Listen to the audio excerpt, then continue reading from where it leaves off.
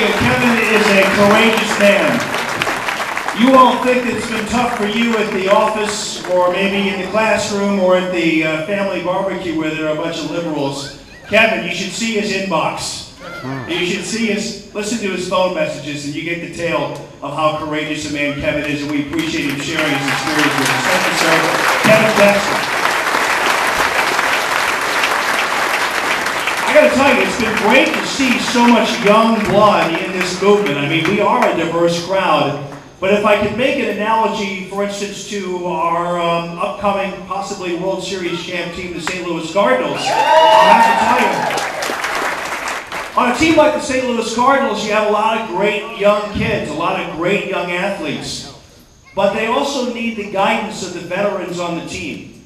They have the Albert Pujols of the world telling them how to go, and they have experiences. And then always on a great, successful team, you have veterans who are standing by, who are there for the young people, showing them the way, making them, allowing them to divert sometimes some problems that they're going to have. And we're no different than the St. Louis Cardinals. I mean, yeah, we can't hit as well, but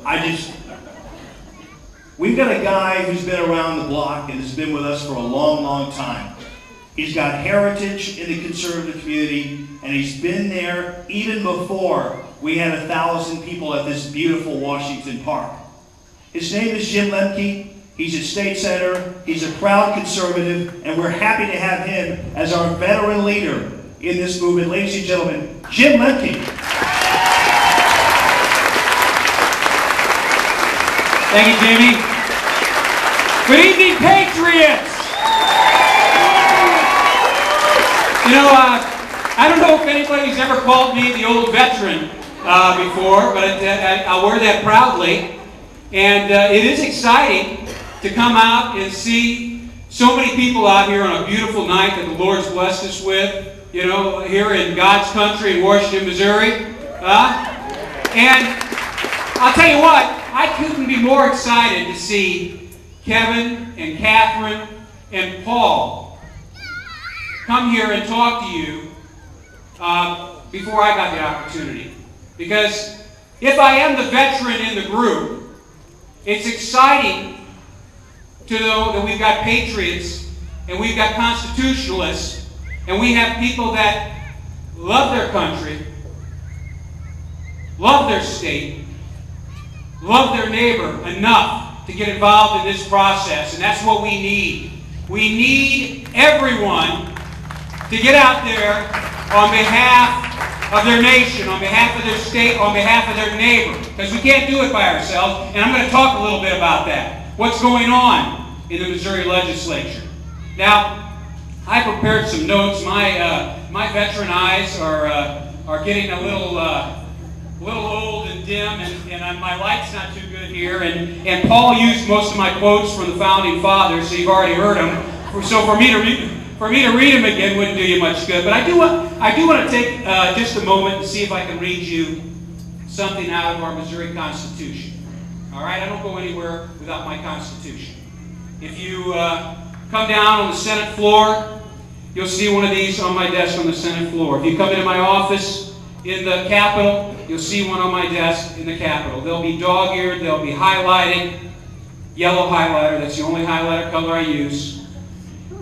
But I've got some marching orders here for your state reps and state senators, and I want to share them with you. Now again, I hope I can get, without squeaking, I'll get a little further up here. This is right in our Missouri Constitution, Article 1, Section 2. It says that all constitutional government is intended to promote the general welfare of the people, that all persons have a natural right to life, liberty, and the pursuit of happiness, and the enjoyment of the gain of their own industry. That to give security to these things is the principal office of government, and that when government does not confer that security, it fails in its chief design. That's my job description on your behalf. That's the marching orders for each and every person that we elect to go to the Capitol in Jefferson City on our behalf. Now, we heard some good news tonight. That some good things are happening at our Capitol. But we can't let down. We can't let our guard down.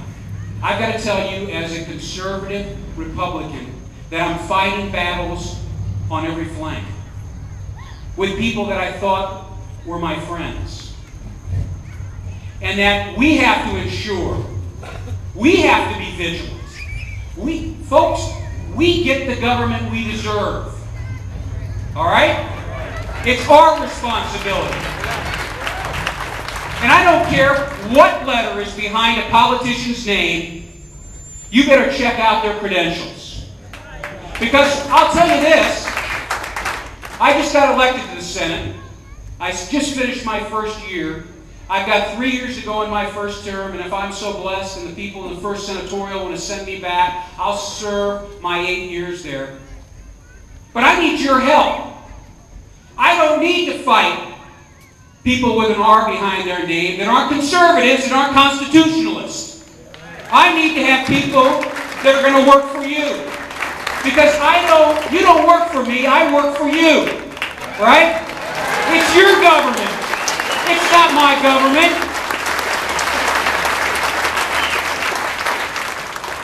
And I'll tell you what, those thieves and robbers in Washington, D.C., if they tell you that our government in D.C. is not broken, then you vote the bums out. All right? If they don't admit that having a $1 trillion budget deficit isn't broken, a $14 trillion national debt isn't broken, and $55 trillion of unfunded liability in Social Security and the Medicaid program, because those robbers have been stealing us blind for 30 years and spending that money in the general budget.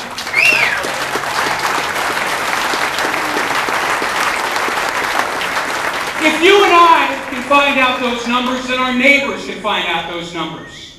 Thank goodness that we have Jamie Allman on the radio talking about these things.